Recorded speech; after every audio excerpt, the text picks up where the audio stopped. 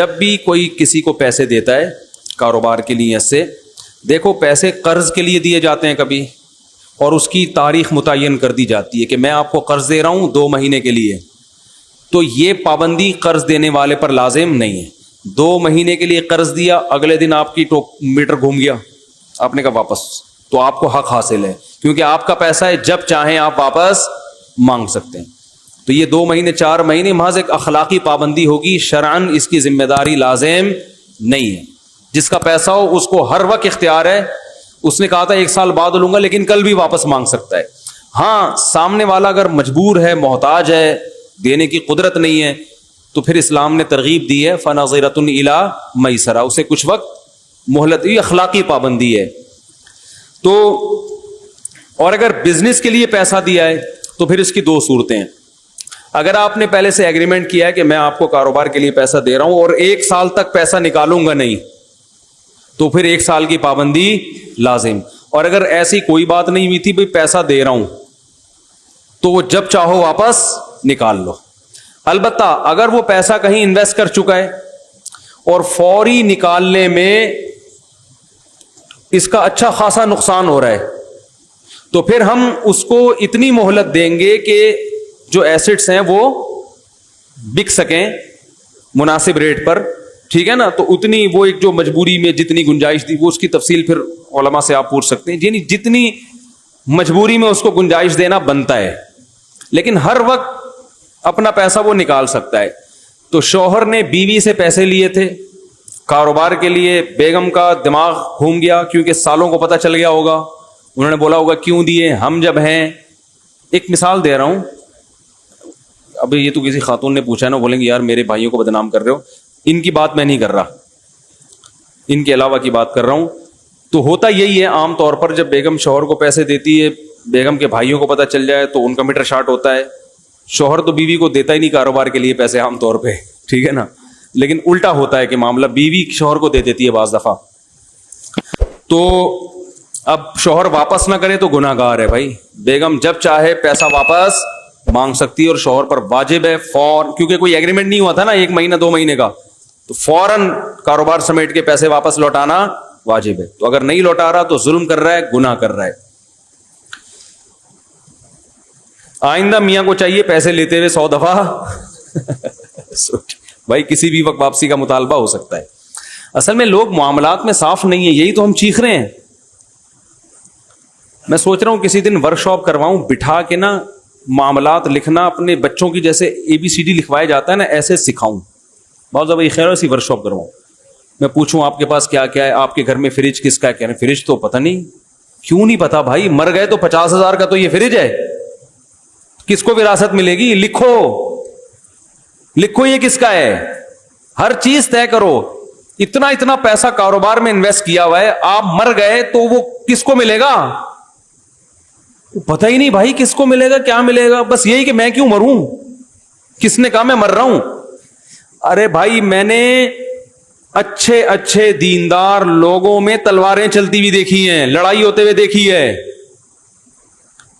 اب تو میں YouTube چینل والوں سے کہتا ہوں جو یوٹیوبرز ہیں، یہ لوگ بھی پیسہ کما رہے ہیں نا، تو جو چینل کا جیسے میں نے بتایا نا، جو میرا ایڈمن ہے YouTube پہ، ان کو میں نے فون کیا، بھائی یہ چینل تو سارا آپ کے کنٹرول میں، پاسورڈ آپ کو معلوم ہے، تو مر گئے تو پاسورڈ تو قبر میں چلا جائے گا ٹھیک، تو بیانات کے لیے کیا دوسرا چینل بنائیں گے؟ تو میں نے کہا بھائی کون ہے آپ کے بعد نامزد؟ حالانکہ جوان لڑکے ہیں ماشاءاللہ، احمد طالب، اللہ ان کی عمر میں برکت دے، بڑا کام کیا انہوں نے، سارا چینل وہی چلا رہے ہیں بڑے اخلاص کے ساتھ۔ تو میں نے کہا مر گئے تو کون اس کو سنبھالے گا؟ تو انہوں نے کیونکہ بیان سنے ہوئے الحمدللہ، انہوں نے بتایا کہ مجھے بتایا فلاں بندے سے رابطہ کر لینا، وہ چلائے گا، اس کو پاسورڈ بتایا گیا، اور پاسورڈ بھی ایسے آدمی کو نہیں بتایا جاتا کہ پتہ چلا وہ ایک نئی ٹینشن کھڑی ہو گئی۔ تو یہ سارے چیزوں پہ ورک کرنا چاہیے، ہم تو سوچتے رہتے ہیں اللہ کا شکر ہے۔ ان کو میں نے بتایا میں مر گیا تو کیا ہوگا، آپ مر گئے تو، میں ہر وقت جو بھی مجھ سے ملتا ہے نا، کوئی معاملہ کرتا ہے، میں پہلا سوال پوچھتا ہوں مر گیا تو کیا ہوگا، تو مجھے پہلے اس کا جواب دو، کیونکہ بڑی پیچیدہ دینداروں میں بڑی لڑائیاں ہو رہی ہیں۔ تو اب YouTube کی بات آئی ہے تو یہ بھی ایک مصیبت ہے۔ میں جو بڑے یوٹیوبرز ہیں جو پیسہ بھی ٹھیک ٹھاک کما رہے ہیں، ان سے پوچھتا ہوں تم مر گئے تو کیا ہوگا، یہ پیسہ کس کو ملے گا؟ ان کے پاس اس سوال کا جواب نہیں. خاص طور پہ جو دیندار لوگ ہیں نا, تو بھائی یہ کوئی ٹرسٹ میں دے دو یا کیا ہے, اس کے بعد کون چلائے گا, کون اس کا والی وارث ہے, کسی کے پاس اس سوال کا جواب نہیں ہوتا. خاندانی لڑائیاں ہو جائیں گی. ابھی تو یوٹیوب نیا نیا آیا, اتنی موتیں نہیں ہوئی ہیں, کیونکہ میں نے کہا بھائی جان یہ تو ابھی مستقبل میں ایک نئی جنگ چھڑے گی کہ یوٹیوب کا اونر مر گیا تو یہ چینل بیوی کا ہے, بچوں کا ہے, وراثت جاری ہوگی, کیا ہوگا؟ کسی کو اس سوال کا جواب عام طور پہ پبلک کو معلوم نہیں ہے. اور پھڈے سامنے آنا شروع ہو گئے, کیسز آنا شروع ہو گئے. میں نے تو پیش گوئی کی تھی, کیسز بھی سامنے آ گئے ہیں کہ جی فلاں کا انا للہ ہو گیا, ان کا چینل پہ لڑائیاں ہو رہی ہیں اب, کیونکہ مشہور چینل ہو گیا. اور فلاں کہہ رہے میں یہ اس ویڈیو کا اونر میں ہوں, وہ کہہ رہے یہ کاپی رائٹ کا حق وہ تو یوٹیوب نے دیا ہوا ہوتا ہے جس کو, لیکن شرعی طور پر کون ہے؟ نہیں یار یہ بات. دیکھو ایک میرا پلاٹ ہے, میں اپنے بڑے بیٹے کے کو وصیت کر کے چلا جاتا ہوں کہ میرے بڑے بیٹے کو یہ پلاٹ ملے گا میرے مرنے کے بعد, تو قانونی طور پر بین الاقوامی قانون یہ کہ بڑے بیٹے کو ملے گا. شریعت اس قانون کو نہیں مانتی. ویسے یوٹیوب کا بھی ایک قانون ہے شرعی. سمجھ میں نہیں آ رہی بات کہ آپ کے مرنے کے بعد یہ ہے کس کا؟ اگر ارننگ, کیونکہ بہت سے چینل تو مونیٹائز ہوئے ہوئے ہیں نا, جو لاکھوں روپے کما رہے ہیں, میں ان سے کہتا ہوں مر گئے تو یہ پیسہ کس کے پاس جائے گا؟ جس کو پاسورڈ معلوم ہے اس کے پاس جائے گا. نہیں یار یہ بات. تو یہ سب چیزیں پہلے حل کرنے کی ہوتی ہیں. دنیا سے دل نہ لگاؤ, معاملات کیا رکھو ایک نمبر. ہر وقت میں مر گیا تو بس. جس کو اس سوال کا جواب معلوم نہیں ہے مکھنچو ہے وہ, اس کو عجائب گھر میں وہ اپنے بعد والے لوگوں کو ایک لامتناہی جنگ میں ڈال کے جا رہا ہے. جب پلاٹ میں اوپر آپ کا مکان بنا ہوا ہے, منجلا بیٹا اوپر ایک پورشن بنانا چاہتا ہے, جمعے میں بھی میں نے بہت ڈیٹیل میں بات کی ہے اس پہ. منجلا بیٹا, کیونکہ منجلے کا اس لیے کہہ رہا ہوں, بڑا والا تو امریکہ جا چکا ہوتا ہے پڑھ لکھ کے, چھوٹا والا ابھی اسٹیبل نہیں, تو منجلے سارے مسئلے کھڑے کر رہے ہوتے ہیں. منجلے کیا کر رہے ہوتے ہیں, وہ نہ ادھر کے نہ ادھر کے ہوتے ہیں. تو وہ کہہ رہا ہے میں اوپر ابو اس پورشن کے اوپر کیا بناؤں گا, ایک گھر بناؤں گا. تو فوراً اس سے پوچھو کہ یہ آپ نے اس کے اوپر ایک گھر بنا لیا, نیچے والا تو ابا کا ہو گیا, فرض کرو ابا کا انتقال ہو گیا, پھر کیا ہوگا؟ کیونکہ نیچے والا پورشن تو وراثت میں کیا ہو جائے گا, مشترک. جب مشترک ہو گیا, ایک بھائی کا میٹر گھوما, اس نے بولا میں اسے بیچتا ہوں, مجھے میرا حصہ چاہیے. کیا خیال ہے بھائی جان؟ یا دو کا میٹر گھوم گیا, انہوں نے کہا ہم اسے بیچتے ہیں, ہمیں کیا چاہیے, حصہ. آپ نے اوپر والا اس لیے بنایا تھا کہ نیچے ابا اما رہتے ہیں, اجنبی کو نیچے آپ برداشت نہیں کرو گے, کیونکہ سیڑھیاں اپنے اندر سے ہی, کوئی انٹرنس الگ سے تو ہے نہیں. ان کسی بھی چیز کا جواب پبلک کے پاس بس بھیڑ چال چل رہا ہے, اوپر اس نے بنا دیا, اوپر اس نے بنا دیا, اوپر اس نے بنا دیا. پھر ہم کہہ رہے ہیں ہم سب کا بنا رہے ہیں, اوپر ہم سب کا بن رہا ہے, سب کا بن رہا ہے. اب دیکھو ایسے کیسز ہو رہے ہیں, ابا کا انتقال ہوا, ایک پورشن ہے, سب مشترک رہ رہے تھے, پیسہ ایک نے زیادہ لگایا ہے اس میں. پیسہ کس نے زیادہ لگایا؟ ایک نے. اس لیے کہ ابھی تو سب رہ رہے ہیں, او بھائی جب الگ ہوگے تو فیصلہ کرو کہ جس نے زیادہ پیسہ لگایا ہے اس کو الگ سے ملے گا کہ نہیں ملے گا. اس سوال کا جواب پبلک کے پاس نہیں ہوتا, پھر مفتیوں کو پریشان کرتے ہیں. اب ہوتا پتہ ہے کیا ہے, مشترک گھر بنا دیا نا لوگوں نے, کر کیا رہے ہیں, گھر بنا دیا منجلے بیٹے نے, اس میں کچن منجلے بیٹے نے بنا دیا, اس کو کھانے پینے کا زیادہ شوق تھا. واش روم بنا دیا چھوٹے نے, کیونکہ ان کا اکثر ٹائم کہاں گزرتا تھا, واش روم پہ. اس کو چاہیے واش روم اچھا. جو منجلے کو قبض رہتا ہے اس کو واش روم میں دلچسپی, اس کو کچن میں دلچسپی ہے, کچن اس نے اچھا بنا دیا. ایک نے واش روم پہ پیسہ لگایا, کیونکہ اس وقت یہ دماغ میں ہے ہی نہیں کہ ہم مریں گے اور جدا ہوں گے اور وراثت تقسیم ہوگی. اس وقت یہ رہ رہے ہیں بھائی, اس نے نلکا لگا دیا, اس نے کچن بنا دیا, کیا جا رہا ہے. اب اچانک سچویشن چینج ہو جاتی ہے. جب ایک کی آپ نے شادی کی تو بیوی ایسی ملی ہے کہ اس کو الگ کرو بھائی, اس کو جوائنٹ فیملی میں رکھنے کا نہیں ہے. اب الگ کریں گے, وہ بولے گا میں نے لیٹرین میں اتنا پیسہ اس لیے تھوڑی لگایا تھا کہ میں کسی اور لیٹرین میں جا کے بیٹھوں. بات آ رہی ہے, مجھے پیسہ دو. تو دوسرے ورثہ کہتے ہیں پیسہ اپنی خوشی سے لگایا ہے نا, قرض تھوڑی دیا تھا. نہیں آ رہی بات. تو ہم پھر اس منجلے سے کہتے ہیں, منجلہ کہتا ہے میں نے 5 لاکھ روپے لگایا اس میں, تو ہم اس سے پوچھتے ہیں لگاتے ہوئے کیا کہا تھا آپ نے؟ میں قرض دے رہا ہوں واپس لوں گا, یہ کہا تھا؟ اور اگر کہا تھا تو سامنے والی پارٹی نے اس رقم کو ایز اے قرض قبول کیا تھا؟ صرف بولنے سے تھوڑی ہوتا ہے. قرض جب آپ دے رہے ہیں تو اگلا مانے بھی تو کہ میں قرض لے رہا ہوں. ارے آپ مجھے لا کے 5 لاکھ روپے پکڑا دیں مجھ سے, اب یہ لو, یہ قرض لے لو, میں کہتا ہوں بھائی میں کیوں قرض لوں تم سے؟ قرض زبردستی تھوڑی ہوتا ہے. اگلا مانے گا کہ میں قرض کے طور پہ لے رہا ہوں, جب آپ کو ضرورت ہوگی واپس کروں گا.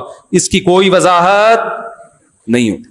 اچھا جی میں فی سبیل اللہ لگا رہا ہوں, واپسی نہیں ہے, تو فی سبیل اللہ لگایا تھا تو پھر اب واپسی, اب آپ جہاں مرضی رہو, یہ تو کیا ہو گیا؟ فی سبیل اللہ ہو گیا. اور اگر آپ شرکت چاہتے تھے کہ بھائی میں اس طور پہ لگا رہا ہوں کہ اس گھر کی ویلیو میں اس واش روم کی وجہ سے جو اضافہ ہوگا تو میں اس اضافے میں شریک ہوں گا, یعنی میں گھر میں انویسٹمنٹ کر رہا ہوں گھر کی ویلیو بڑھانے کے لیے, تو جتنی ویلیو میرے پیسے سے بڑھے گی مجھے وہ واپس چاہیے. اگر شرکت کا یہ طریقہ باطل ہے, ہوتا نہیں ہے اس طرح, لیکن ایک مثال دے رہا ہوں, کھوپڑی میں تو آ سکتا ہے. کچھ بھی پتا نہیں ہوتا کیوں لگا رہا ہے, کیا کر رہا ہے. تو بھائی ہر چیز میں پہلے کہ میں جو کلر کر رہا ہوں یہ فی سبیل اللہ کر رہا ہوں یا میں اس کے پیسے الگ سے لوں گا, یہ سب کلیئر ہونا چاہیے. اور اگر آپ کے گھر والے کہیں آپ اتنا فنڈر بننے کی کوشش نہ کریں کہ آپ ہم سے واپس پیسے لیں گے, یہ ضرور آپ کو اس تکلف کی ضرورت, کوئی بھی ہمیں پیسے نہیں دے گا. واش روم آپ کی زیادہ ضرورت ہے, آپ نے گھنٹوں گھنٹوں بیٹھنا ہوتا ہے, بنانا ہے بنا, پتلی گلی سے نکل, تو پھر یہ فی سبیل اللہ ہے. پھر آپ 2 لاکھ کے بجائے 10 لاکھ لگا دو, 1 کروڑ لگا دو, گھر میں آپ کو الگ سے واش روم کے پیسے نہیں ملیں گے. گھر جب بکے گا تو سب وارثوں کا برابر کا اس میں حصہ ہے. تو بھائی اپنے معاملات کو درست کرو, ایک ایک چیز کو کیا کرو, کلیئر کرو. ابا اگر کبھی جوش میں آ کے کہتے ہیں بیٹا یہ گھر میں نے تمہارے نام کر دیا, ابا کو بتاؤ ابا کاغذ میں نام کرنے سے گھر میرا نہیں ہوتا, تو میرا نہیں ہوا ہے, یہ مجھے قبضہ دیں. شرعی مسئلہ ہے کہ میرا گھر جب بنے گا جب قبضہ کس کا ہوگا, چاہے 1 منٹ کے لیے دے دیں. ابا کہیں گے بیٹا قبضہ کیسے دیا جاتا ہے؟ ابا یا تو سارا مکان سارا سامان بھی گھر کا مجھے دے دیں, کیونکہ جس کا سامان کسی جگہ پہ ہوتا ہے قبضہ اسی کا ہوتا ہے. شریعت میں بھی عرف میں بھی ڈاکومنٹیشن سے نہیں ہوگا. ڈاکومنٹ میں تو بعض دفعہ دیکھو زرداری صاحب نے کتنی پراپرٹی ہے لیکن ساری اپنے نام سے ہے, بہت سے لوگوں کے نام سے ہے نا, تو کیا ان کی ہو گئی وہ؟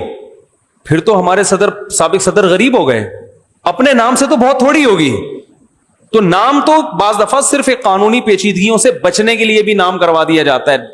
فزیکلی قبضہ ضروری ہے, نام بے شک نہ ہو, نام آپ کے ہو, ہینڈ اوور کر کے اس کو دے دیا تو اس کا ہوگا. سمجھ میں آ رہی ہے بات؟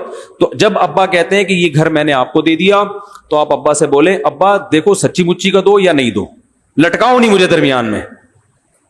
ایسا کام نہ کرو کہ میں آپ کے مرنے کے بعد کیا ہوں, کنفیوز ہوں. دینا ہے تو قبضہ دو.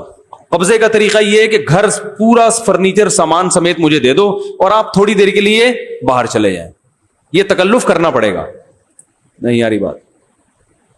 اور میں گھر میں رہوں گا تو یہ 1 منٹ کے لیے بھی قبضہ ہو گیا, کس کا ہو گیا؟ میرا ہو گیا. اور اگر سامان سمیت نہیں دینا چاہتے تو پھر آپ اپنا سامان سارا گھر سے باہر نکالیں. ابا کو آئے گا غصہ کہ کیسی باتیں کر رہا ہے, تو پھر اگر غصہ آنے کا خطرہ ہے تو ابا سے بولو ابا آپ نے میرے نام کر دیا لیکن ویسے جنرل نالج کے لیے بتا رہا ہوں کہ میرا ہوا نہیں ہے یہ, ہاں اس میں وراثت جاری ہوگی. پھر ابا کو ٹینشن نہیں دو بلا وجہ کی کہ گھر سے باہر نکلیں, گھر میں آ جائیں, سامان نکالیں, کوئی ٹینشن دینے کی ضرورت نہیں ہے. ابا سے بولیں ابا آپ ہمارے ابا ہیں, گھر بھی آپ کا ہے, آپ 100 دفعہ لکھ کے دے دیں کہ میرا ہے, یہ میرا ہے نہیں, اور اس میں بھائیوں کا حصہ ہے تو میرا نہیں ہے. یہ بار بار بتاتے نا کہ خام خام میں وہ بےچارے اس خوش فہمی میں کہ میں نے بیٹے کو گھر دے دیا. سمجھتے ہو کہ نہیں سمجھتے ہو؟ تو معاملات کلیئر کرو میرے بھائی. ہر چیز میں مہر, یہ کیسز بہت آ رہے ہیں. بیگم کو میں نے پیسے دیے تھے تو میں نے تو سونا بنا کے دے دیا تھا, اب وہ مہر مانگ رہی ہے تو بھائی گولڈ دے دیا نا. تو بھائی تم نے جب گولڈ بنا کے اس کو دیا تھا یہ بتایا تھا کہ یہ مہر گولڈ کی شکل میں دے رہا ہوں. مہر تو طے ہوا تھا 10 لاکھ روپے, سونا آپ 10 تولے اس کو دے رہے ہو تو بتاؤ تو یہ مہر ہے. بتائے بغیر دو گے تو یہ گریبی ہے, گریبی, یہ مہر نہیں ہے. وہ سمجھ رہی ہے میرے شوہر نے گفٹ دیا, اب بعد میں مہر کے پیسے نہیں ہے تو کہہ رہے ہیں وہی مہر ہو گیا. ایسے تھوڑی ہوتا ہے. جیسے زکوٰۃ جو ہے نا, بعض لوگ کہتے ہیں ہم نے اس دن ایک غریب کو کھانا کھلایا تھا, وہ غریب کو پیسے دیے تھے, وہی زکوٰۃ فرض کر لیں. ایسے تو پتہ نہیں کتنوں کو کیا کیا کرتے رہے ہو. تو جب دو گے تو نیت کیا ہونی چاہیے؟ زکوٰۃ. اس میں تو زبان سے کہنا ضروری نہیں ہے, نیت کافی ہے, لیکن مہر میں زبان سے کہنا ضروری. بیگم یہ جو پیسے میں دے رہا ہوں یا گولڈ دے رہا ہوں, یہ اصل میں جو کیش مہر واجب ہوا تھا وہ گولڈ کی شکل میں دے رہا ہوں. ایکسپٹ کرتی ہے, قبول کرتی ہے, ٹھیک ہے, نہیں تو پھر ٹھیک ہے میں یہ کیش کرا کے پیسے دے دوں گا. آپ کو عزت راس, ہم سونا دے رہے ہیں آپ کو, آپ جو نا وہ کرنسی مانگ رہی ہے اور ڈی ویلیو ہو رہی ہے. تو معاملات کیا ہونے چاہیے میرے بھائی؟ کلیئر. ایک ایک چیز, قرضہ کسی کا واپس کر رہے ہو تو بتاؤ کہ یہ قرضہ ہے, ورنہ یہ بھی ہو رہا ہے میں نے تو تجھے دے نہیں دیے تھے اس نے 1 لاکھ روپے, اب کیا مانگنے آ رہا ہے؟ او بھائی وہ تو میں سمجھ رہا تھا ویسے ہی مجھے ویسے ہی کھلائے ہیں. تو نہیں ہے بس. اچھا جو معاملات کو کلیئر کرتا ہے لوگ اس کو کنجوس سمجھتے ہیں. بھائی کیا ہے 2 سموسے پکوڑوں کا حساب کر کے بیٹھ رہا ہے تو سموسے پکوڑے کا نہیں کرو, وہ تو کھلاؤ, لیکن جائیدادوں کا تو ہونا چاہیے نا. گھر میں جو بھی بڑا سامان ہے اس کا حساب ہونا چاہیے. اور ایک ایک چیز کا نہیں کہ یہ چمچ میرا, یہ والا چمچ میری بیوی کا ہے, ایسا نہیں.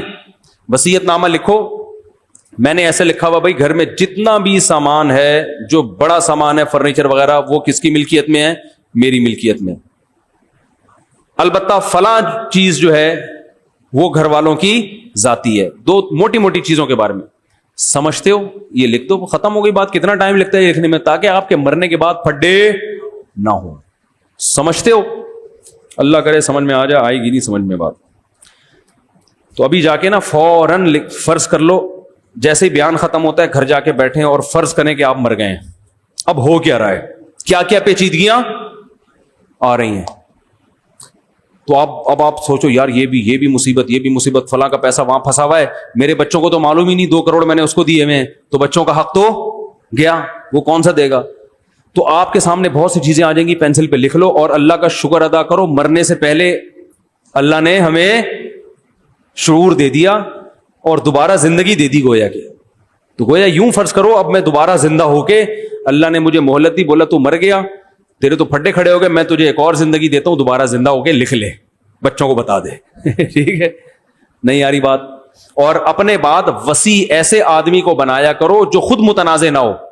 مثال کے طور پر باپ ہو آپ, بیٹوں کے پھڈے ہونے کا خطرہ ہے نا, تو اب یہ نہیں کہ میرے بعد یہ بڑا والا بیٹا مسائل حل کرے گا, اس پھڈے کو نمٹائے گا. وہ تو خود ایک خصم ہے, وہ تو خود اس جھگڑے کا حصہ بنے گا, کیونکہ جائیداد میں اس کا بھی حصہ ہے. کیا ہو گیا یار, میں اپنے مالی معاملات میں اپنی اولادوں میں یا گھر والوں میں کسی کو نہیں, میں نے وسیع کہتے ہیں جو آپ کے مرنے کے بعد ان چیزوں کو دیکھے گا, ان میں سے کسی کو نہیں بنایا میں نے. کیونکہ اس میں پھر یہ ہوتا ہے کہ ایک کو بناؤ گے تو پھر باقیوں کا خیال آئے گا یار یہ اس سے تو خود ہمارا پھڈا ہے, اس میں ڈر ہے کہ یہ اپنے مفاد سامنے نہ رکھ لے. نہیں آ رہی بات. مثال کے طور پر فرض کرنے میں کوئی پابندی نہیں ہے, 4 بیویاں ہیں آپ کی, فرض کر لو آپ نے چاروں کو مہر دینا ہے, 1-1 لاکھ روپے بانٹنا ہے. وہ چاروں کا مہر آپ نے وصیت کی 4 لاکھ اور ایک بیوی کے پاس رکھوا دیے کہ میں مر گیا تو باقی 3 اس سے وصول کر لیں. یہ آپ کے احمق ہونے کی نشانی ہے. نہیں آ رہی بات. یہ آپ نے باقی 3 کو کیا کر دیا, مصیبت میں ڈال دیا. اب پتہ نہیں وہ دے نہ دے, وہ کہیں گے یار یہ کیا مصیبت ہے, وہ ہو سکتا ہے بتائے نہ بتائے, کیونکہ وہ خود کیا ہے, خصم ہے نا, وارث ہے, چاہے وہ کتنی نیک ہو سکتا ہے وہ دے دے. تو اسی طرح جب وصیت کی جاتی ہے تو جو خود اس میں انوالو ہوں گے نا, جن کو ملے گا, نہ ان کے علاوہ 3rd پرسن حل کرے گا جس کا کوئی مفاد نہیں ہوگا, وہ دیکھے گا بھائی کس کو کیا دینا ہے. لوگ بڑے بیٹے کو بنا کے چلے جاتے ہیں, بڑے بیٹے کے تو چھوٹے بھائیوں سے ویسے اختلافات ہوتے ہیں, چھوٹے بھائیوں کو تو بڑے پر ویسے ہی ہوتا ہے, یار یہ ابا کی یہ بڑا تھا تو پتہ نہیں چھپا کے نہ بیٹھا ہوا ہو, بتا نہ رہو. ایسے کیس آئے ہیں, خاتون نے کہا ہمارے ابا کا انتقال ہوا تو لاکر میں کیا ہے, وہ لاکر کا پاسورڈ ابا بڑے بیٹے کو دے کے گئے تھے کہ تو میرے مرنے کے بعد لاکر کھولے گا. اب پتہ نہیں یہ بتا ہی نہیں رہا کہ کتنے پیسے, سب کے سامنے کھول نہیں رہا وہ. میں نے کہا ابا نے حماقت کی ہے, کیا کیا بھائی؟ پاسورڈ ابا بڑے بیٹے کو دے کے چلے گئے، بے شک وہ نیک ہو، لیکن شیطان کو بدگمانی پھیلانے کا موقع مل گیا۔ تھرڈ پرسن کو دے کے جائیں جس پہ اعتماد ہو۔ تو یہ باتیں سیکھ لو یار۔